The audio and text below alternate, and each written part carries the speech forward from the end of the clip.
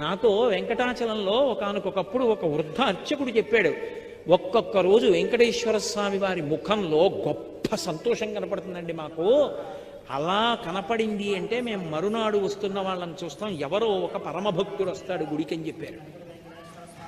అలాంటి వాడు ఒకడు వస్తాడు లక్ష్మి, వాడు హుండీలో డబ్బులు వేయడానికి ఇలా చేయి పెడతాడు. వాడేం పెద్ద పెద్ద కట్టలు వేయడు, వాడు ఒక పావలా కాసో 2 రూపాయలో వదులుతాడు.